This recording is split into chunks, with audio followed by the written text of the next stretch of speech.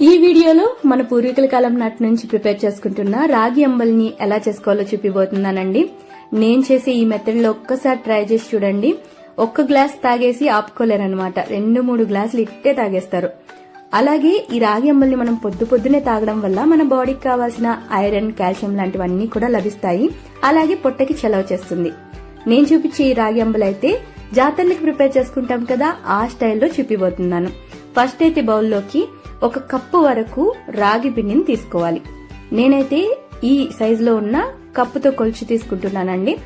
అదే కప్పు కొలతకి 2 కప్పుల వాటర్ ని మనము రాగి పిండిలోకి యాడ్ చేసుకోవాలి. తరువాత రాగి పిండిని వాటర్ లో కలిసే విధంగా కలుపుకోవాలి. ఉండలు లేకుండా చక్కగా వాటర్ లోకి కంప్లీట్ గా మిక్స్ చేసుకున్న తరువాత దీన్ని మినిమం ఒక 2 నుంచి 3 గంటల సేపు అయినా నాననివ్వాలి. కుదరకపోతే 1 గంట సేపు అయినా పక్కన పెట్టేసుకోండి.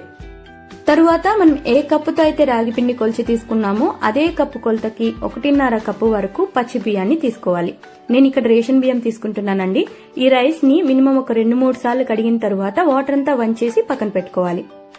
ఇప్పుడు రైస్ ని ఉడికించుకోవడానికి స్టవ్ పైన మనం ముందుగానే వాటర్ పెట్టి వాటర్ ని బాయిల్ చేసుకోవాలండి. ఈ విధంగా వాటర్ బాయిల్ అవడం స్టార్ట్ అయిన తర్వాత కడిగిన రైస్ ని యాడ్ చేసుకోవాలి. నార్మల్ గా మనం రైస్ ని కుక్ చేసుకునే ప్రాసెస్ అండి. ఇలా మనం యాడ్ చేసుకున్న తరువాత రైస్ ఎలా ఉడకాలంటే బాగా మెత్తగా ఉడికిపోవాలి. ఎప్పుడు కూడా రైస్ ని యాడ్ చేసిన తర్వాత ఒకసారి ఈ విధంగా మనము కలుపుకోవాలండి. అలా చేయడం వల్ల రైస్ వచ్చి అడుగున అంటుకోకుండా చక్కగా అన్ని వైపులా కూడా కరెక్ట్ గా ఉడుకుతుంది. తరువాత మనం ముందుగా వాటర్ ని ఇంకా రాగి పిండిని కలిపి తీసుకున్నాం కదా, నానిన తరువాత వాటర్ అయితే పైకి తేలిపోయి పిండి అడుగుకి వెళ్ళిపోతుంది.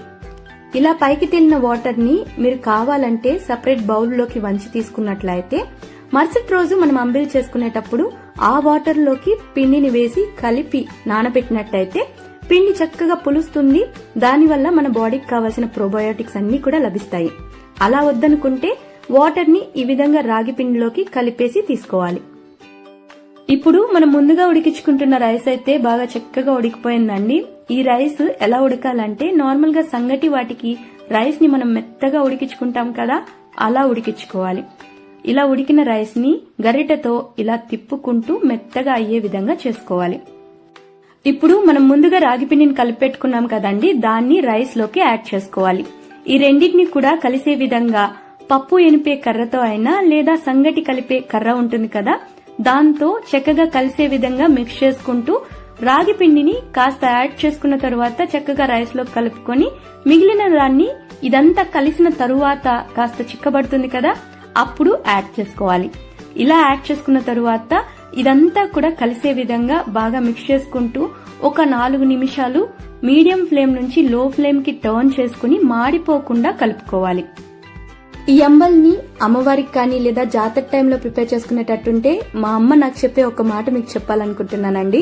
మనం అంబలి ప్రిపేర్ చేసే పాత్రలో ఆ రైస్ అనేది నిండుగా ఉండాలంట అండి. అంటే ఏమాత్రం గ్యాప్ లేకుండా పాత్రలో నిండుగా ప్రిపేర్ చేసుకోవాలి. ఇప్పుడు నేను ప్రిపేర్ చేసిన నిండుగా ఉంది కదా, అదే విధంగా. తరువాత దాన్ని మనం కలుపుతాం కదండి అంబలి.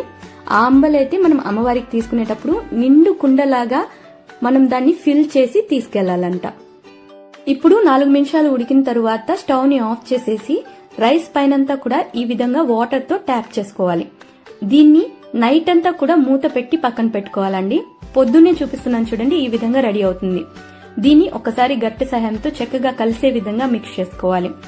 ఇలా కలుపుకున్న తరువాత మనకు కావాల్సినంత క్వాంటిటీ మాత్రమే మనం రైస్ తీసుకుని ఒక పాత్రలోకి షిఫ్ట్ చేసుకోవాలి. మిగిలిన రైస్ ని మీరు ఫ్రిడ్జ్ లో పెట్టుకుని కూడా మరుసటి రోజుకి మీరు అంబలిని ప్రిపేర్ చేసుకోవచ్చు. నేను ఇక్కడ ఒక 2 గరిటెల వరకు రైస్ ని తీసుకున్నానండి. ఇప్పుడు ఇందులోకి 1 కప్పు వరకు గడ్డ పెరుగుని యాడ్ చేసుకోవాలి. పెరుగు పుల్లగా ఉండాల్సిన అవసరం లేదండి. అలాగే రుచికి సరిపడా ఉప్పు, ఈ సైజులో ముక్కలుగా తరిగిన 1 ఉల్లిపాయని యాడ్ చేసుకోండి. మీరు కావాలంటే ఉల్లిపాయ ముక్కల్ని చిన్న చిన్నగా కట్ చేసి కూడా యాడ్ చేసుకోవచ్చు.